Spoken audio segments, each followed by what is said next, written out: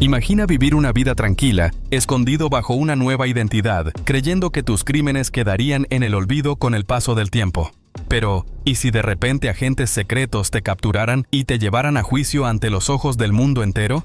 Esta es la historia de Adolf Eichmann, el hombre que diseñó la logística de uno de los capítulos más oscuros de la historia y pensó que jamás sería castigado. ¿Cómo logró escapar? ¿Quién lo encontró? Y sobre todo, ¿cuál fue el impacto de su juicio en la manera en que el mundo entiende la justicia?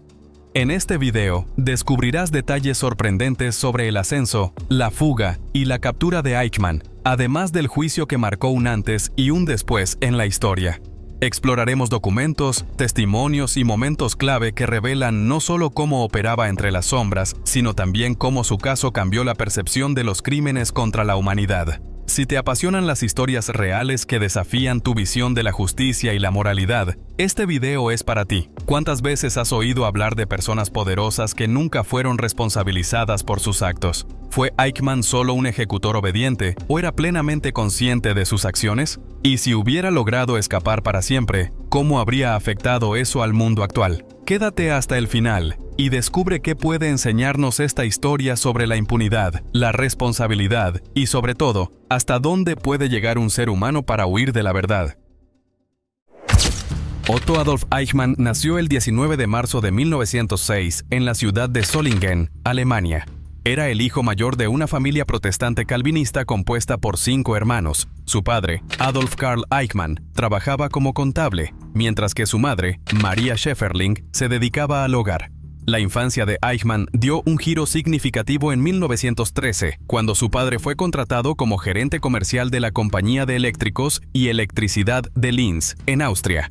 Al año siguiente, toda la familia se trasladó a esa ciudad, donde Eichmann viviría hasta la edad adulta. La muerte prematura de su madre en 1916 marcó su infancia.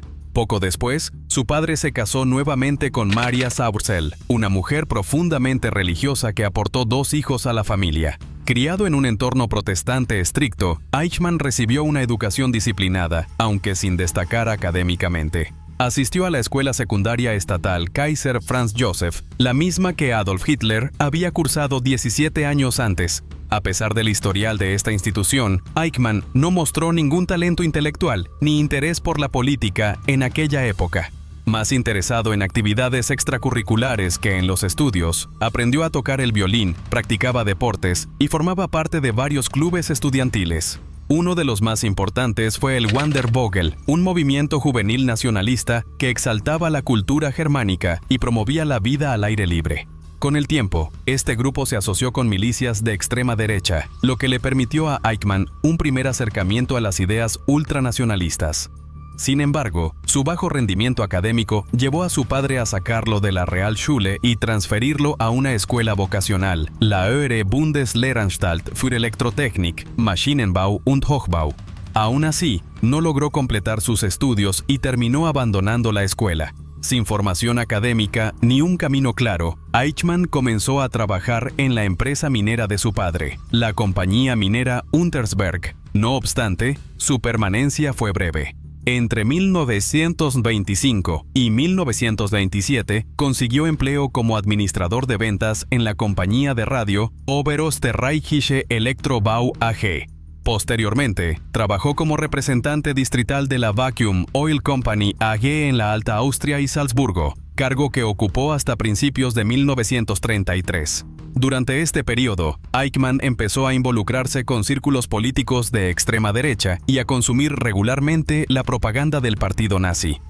Su contacto con el ala juvenil de la Jungfront-Kampfvereinigung, un movimiento de veteranos nacionalistas liderado por Hermann Hiltl, amplió su exposición a las ideas del nazismo. Este partido abogaba por el fin de la República de Weimar en Alemania, la eliminación de las condiciones del Tratado de Versalles, un antisemitismo radical y el antibolchevismo. Prometía un gobierno central fuerte, la expansión del Lebensraum, espacio vital, para los pueblos germánicos, la creación de una comunidad basada en la raza y una limpieza racial mediante la supresión de los judíos, a quienes se les privaría de su ciudadanía y derechos civiles. El ingreso de Adolf Eichmann al partido nazi no fue resultado de una fuerte convicción ideológica inicial, sino más bien de influencia y conveniencia. El 1 de abril de 1932, por invitación de un amigo de la familia, Ernst Kaltenbrunner, quien más tarde se convertiría en uno de los líderes de las SS, Eichmann se unió al partido nazi austriaco, NSDAP, recibiendo el número de afiliación 889.895. Pocos meses después, su adhesión a la Schutzstaffel, SS, fue oficializada bajo el número 45.326. Inicialmente, fue asignado al regimiento SS Estandarte 37, donde trabajaba los fines de semana como guardia de seguridad en mítines del partido en Linz, mientras continuaba su empleo en la Vacuum Oil Company en Salzburgo. El año 1933 trajo cambios significativos para Eichmann. En enero, Adolf Hitler asumió el poder en Alemania, dando inicio a la consolidación del régimen nazi. Mientras tanto, en Austria, el partido nazi fue prohibido, lo que llevó a muchos de sus miembros a huir hacia territorio alemán. En ese mismo periodo, Eichmann perdió su empleo en Vacuum Oil debido a recortes de personal. Sin perspectivas claras, decidió seguir el camino de otros nacionalsocialistas austriacos y se trasladó a la ciudad alemana de Passau, donde se unió a Andreas Bolek, un colega de las SS. En el segundo semestre de 1933, Eichmann recibió entrenamiento en la base de las SS en Kloster-Lechfeld y, al regresar a Passau, recibió la misión de coordinar un grupo de 8 hombres encargados de facilitar la entrada clandestina de nacionalsocialistas austríacos en Alemania, además de contrabandear material de propaganda hacia Austria. En diciembre de ese mismo año, esta unidad fue disuelta y Eichmann, ahora con el rango de SS Scharführer, líder de pelotón, fue transferido al Regimiento Deutschland, cuya base se encontraba cerca del campo de concentración de Dachau. La rutina monótona del entrenamiento militar no le resultaba atractiva a Eichmann, quien buscaba destacarse dentro de la estructura nazi. Así, en 1934, solicitó su transferencia al Sicherheitsdienst, SD, el servicio de inteligencia de las SS, siendo aceptado poco tiempo después. Inicialmente, se encargó de monitorear la masonería, organizando materiales confiscados para un futuro museo antimasónico. Sin embargo, fue en noviembre de ese año cuando su trayectoria cambió de rumbo. Leopold von Mildenstein, entonces jefe del departamento judío del SD, invitó a Eichmann a especializarse en la cuestión judía. Él aceptó de inmediato, viendo la propuesta como una gran oportunidad para ascender dentro de las SS. En los años siguientes, Eichmann estudió intensamente el judaísmo, el sionismo y la estructura organizativa de las comunidades judías. Aprendió nociones básicas de hebreo e yiddish, convirtiéndose en una de las principales referencias del régimen en la materia. En 1937, viajó a Palestina junto a Herbert Hagen para evaluar la posibilidad de una deportación masiva de judíos alemanes a la región. Sin embargo, el plan se frustró cuando las autoridades británicas le negaron la entrada al territorio. Ya en 1938, tras la anexión de Austria por el Reich, Anschluss, Eichmann fue enviado a Viena para estructurar un sistema de emigración judía. Bajo su dirección, se creó la Agencia Central para la Emigración Judía, facilitando la salida forzada de más de 100.000 judíos austriacos. Con su eficiencia demostrada, pronto sería designado para proyectos aún más ambiciosos dentro de la maquinaria nazi. Con la consolidación del régimen nazi y la intensificación de las políticas antisemitas, Adolf Eichmann se convirtió en uno de los principales agentes de las SS encargados de gestionar la llamada cuestión judía. Tras su éxito en Austria en 1938, fue trasladado a Berlín, donde comenzó a trabajar directamente bajo las órdenes de Reinhard Heydrich, jefe del Sicherheitsdienst, SD. Su especialización en sionismo y su conocimiento de las estructuras judías hicieron que fuera designado para coordinar la expulsión de judíos de Alemania y de los territorios ocupados.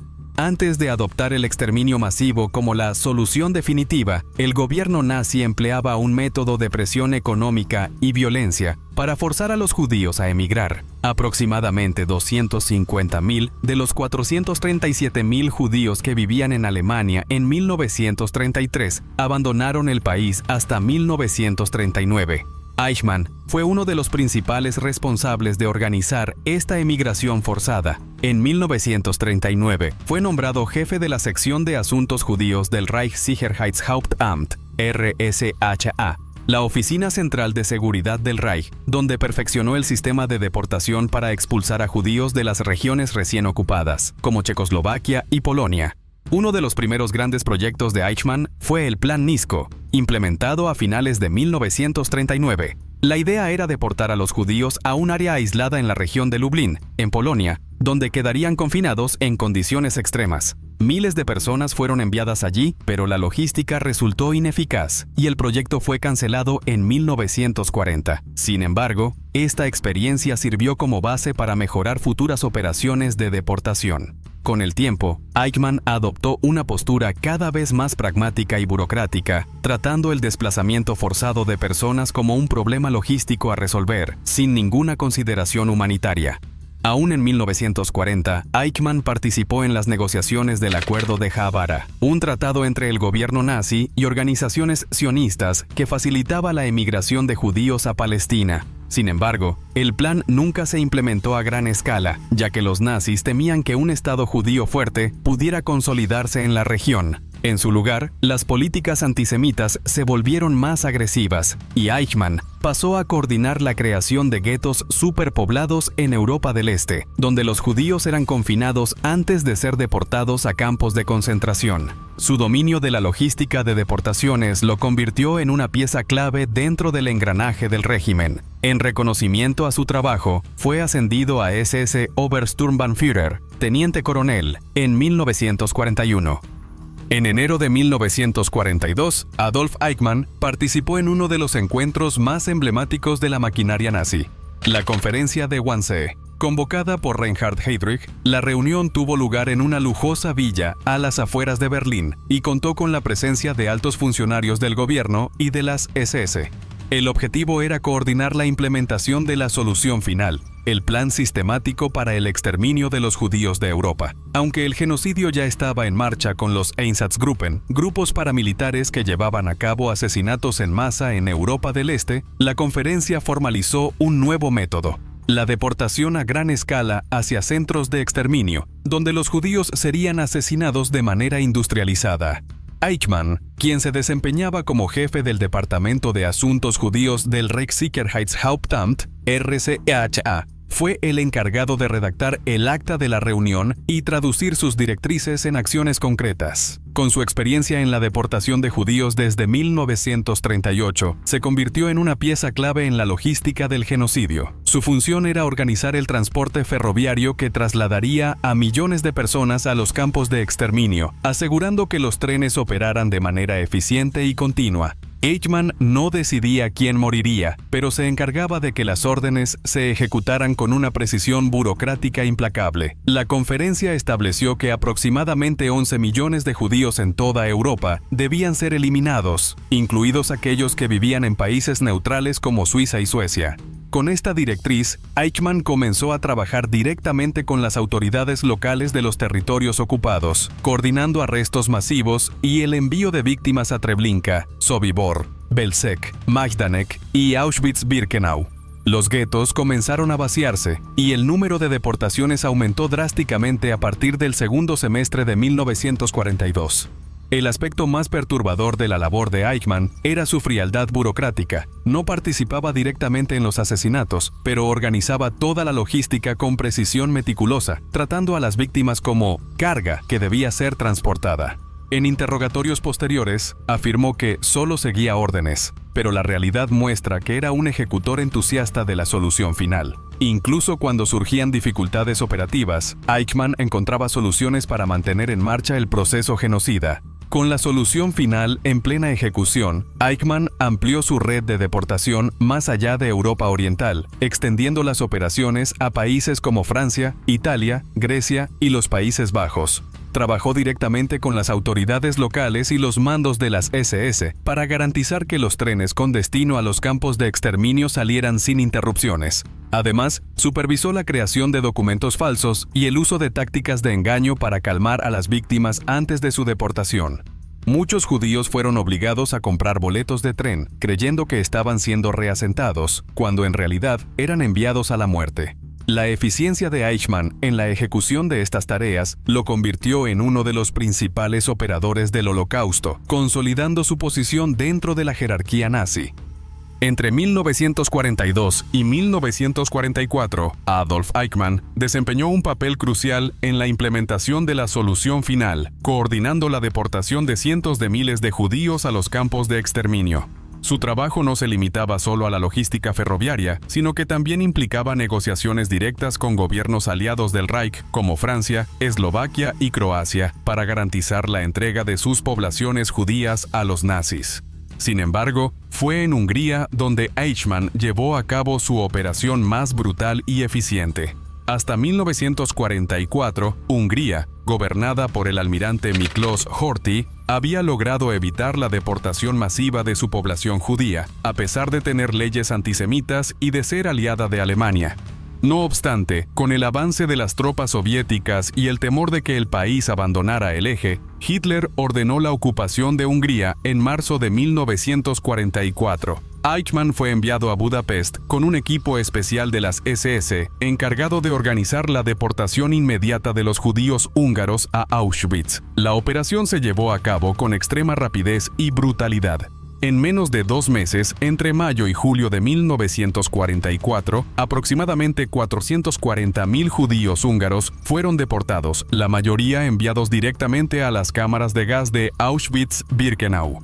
Eichmann supervisó personalmente las acciones, asegurándose de que los trenes salieran sin interrupciones y de que no hubiera resistencia por parte de la población o de las autoridades locales.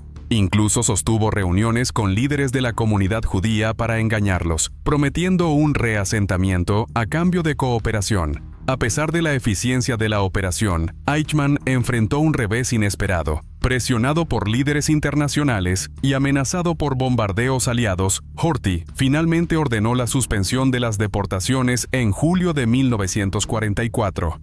Eichmann, sin embargo, intentó continuar con su plan, organizando la marcha forzada de miles de judíos restantes hacia la frontera austriaca. Muchos murieron de agotamiento o fueron ejecutados en el camino. Incluso sin el apoyo total de la administración húngara, Eichmann persistió hasta los últimos meses de la guerra, asegurándose de que el mayor número posible de judíos fuera enviado a los campos de exterminio. La campaña en Hungría fue una de las últimas grandes operaciones nazis del Holocausto. Con la llegada inminente del Ejército Rojo y la evidente derrota de Alemania, Eichmann huyó de Budapest a finales de 1944. No obstante, su trabajo genocida ya había dejado una marca irreparable. Hungría, que antes de la guerra albergaba una de las mayores poblaciones judías de Europa, vio exterminado casi el 70% de su comunidad en cuestión de meses. Con el colapso inminente del Tercer Reich en 1945, Adolf Eichmann sabía que se convertiría en uno de los hombres más buscados del mundo. La guerra estaba perdida y los responsables del Holocausto comenzaron a borrar rastros y a buscar rutas de escape. A principios de ese año, destruyó documentos comprometedores y abandonó Budapest, refugiándose temporalmente en Viena antes de dirigirse a Alemania. Mientras muchos líderes nazis eran capturados y juzgados en los tribunales de Nuremberg, Eichmann logró evitar la prisión asumiendo una identidad falsa. En los últimos meses del conflicto, se ocultó en la zona controlada por los estadounidenses, donde fue capturado en mayo de 1945. Sin embargo, las autoridades aliadas aún no tenían plena conciencia de su importancia dentro del régimen nazi. Utilizaba el nombre falso de Otto Eckmann y, sin documentos que probaran su verdadera identidad, fue tratado como un prisionero común en un campo de detención. Temiendo ser descubierto, Eichmann logró escapar en 1946 y desapareció en la clandestinidad. Durante los años siguientes, vagó por diferentes regiones de la Alemania ocupada, viviendo con identidades falsas y contando con la ayuda de una red de ex-nazis. En 1950, con documentos falsificados proporcionados por el Vaticano y por simpatizantes del régimen, consiguió escapar a Italia, donde embarcó rumbo a Argentina bajo el nombre de Ricardo Clement. En el país sudamericano, encontró refugio junto a otros criminales nazis que habían huido a América Latina. En Argentina, Eichmann intentó llevar una vida discreta. Se estableció en las afueras de Buenos Aires, trabajó en fábricas y mantuvo un perfil bajo para evitar atraer atención. Sin embargo, su pasado no permanecería enterrado para siempre. Mientras él reconstruía su vida bajo una nueva identidad, agentes del Mossad, el servicio secreto israelí, ya estaban tras la pista de criminales de guerra nazis. Después de años viviendo bajo una identidad falsa, Adolf Eichmann creía que había escapado de la justicia. Desde su llegada a Argentina en 1950, llevaba una vida discreta, trabajando como obrero y evitando cualquier exposición pública. Sin embargo, su captura se convirtió en una cuestión de honor para el Estado de Israel, que dedicó esfuerzos continuos para localizar y juzgar a los criminales nazis. La primera gran pista surgió en 1957, cuando Fritz Bauer, un fiscal alemán, recibió información de que Eichmann podría estar viviendo en Buenos Aires. El Mossad, el servicio secreto israelí, inició una investigación detallada. Durante años, agentes infiltrados recopilaron pistas sobre su ubicación y rutina. La confirmación llegó cuando Lothar Hermann, un sobreviviente del Holocausto que vivía en Argentina, notó que el hijo de Eichmann se jactaba de la importancia de su padre durante el Tercer Reich. Esto llevó a los agentes a identificar a Ricardo Clement como el verdadero Adolf Eichmann. Después de meses de vigilancia, la operación se puso en marcha. El 11 de mayo de 1960, un equipo del Mossad organizó una emboscada para capturar a Eichmann. Fue interceptado mientras regresaba del trabajo, en la carretera de San Fernando, y rápidamente trasladado a un escondite seguro. Para evitar problemas diplomáticos con el gobierno argentino, que no reconocía la extradición de criminales nazis, los agentes necesitaban sacarlo del país sin llamar la atención. Tras mantenerlo en cautiverio durante varios días, lograron embarcarlo secretamente en un avión de la aerolínea israelí El Al, disfrazado como un miembro de la tripulación del vuelo. El 22 de mayo de 1960, Eichmann llegó a Israel bajo un fuerte esquema de seguridad. El anuncio de su captura fue hecho públicamente por el entonces primer ministro David Ben-Gurión, causando un impacto mundial. Argentina protestó formalmente, alegando una violación de su soberanía, pero el efecto de la operación fue irreversible. La captura de Adolf Eichmann marcó el inicio de uno de los juicios más emblemáticos del siglo XX. El 11 de abril de 1961, en el Tribunal de Distrito de Jerusalén, Eichmann fue acusado formalmente de crímenes contra la humanidad, crímenes de guerra y participación en el exterminio de millones de judíos durante el Holocausto. El juicio fue conducido por 3 jueces israelíes y transmitido a nivel mundial, convirtiéndose en un hito en la memoria del genocidio. Por primera vez, los sobrevivientes del Holocausto tuvieron la oportunidad de relatar sus experiencias frente a uno de los principales responsables del horror que habían vivido. La estrategia de defensa de Eichmann se basaba en un argumento repetido por muchos oficiales nazis. Afirmaba haber sido solo un burócrata cumpliendo órdenes, sin ninguna iniciativa propia. Su abogado, Robert Servatius, argumentó que Eichmann no podía ser juzgado por Israel, ya que los crímenes ocurrieron antes de la fundación del país. También intentó impugnar la legalidad de su captura en Argentina. Sin embargo, todas estas objeciones fueron rechazadas por el tribunal, que consideró que los actos cometidos eran crímenes contra la humanidad y, por lo tanto, susceptibles de ser juzgados internacionalmente. A lo largo de las audiencias, se presentaron cientos de documentos y testimonios que demostraban que Eichmann no solo ejecutaba órdenes, sino que también tomaba decisiones logísticas clave para acelerar las deportaciones y aumentar la eficiencia del genocidio. Su frialdad al hablar de los crímenes impactó al público. Cuando le preguntaron sobre la muerte de millones de personas, respondió que no sentía culpa, pues solo estaba cumpliendo su función dentro del régimen nazi.